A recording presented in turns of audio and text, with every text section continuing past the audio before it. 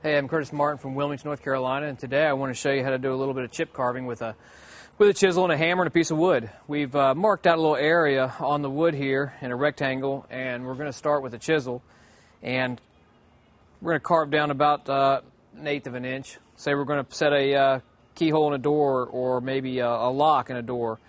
You want to put your chisel right on your line, stand it straight up, and just tap gently down.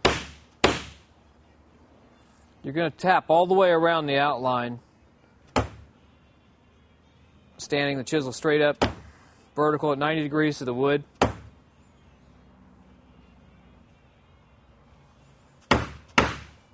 When you're going across the end grain, you want to tap a little bit harder than when you're going with the grain.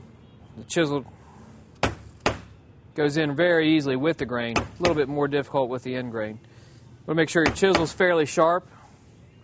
Now we can come back and start chipping it out. We want to come in at about a 45-degree angle,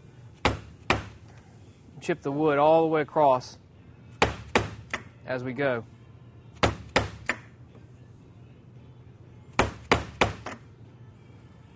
Just slowly taking little pieces off. You don't want to take a big hunk at once. This keeps our depth the same.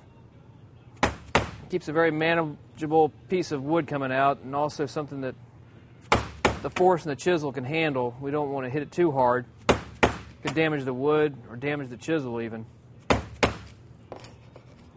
Now once you've gone through one set, you can come back and mark your depth again. Go a little bit deeper this time, all the way around the perimeter again.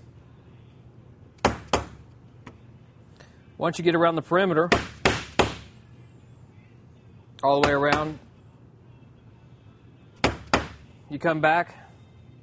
You can almost go in the same groove and chip out a little bit more.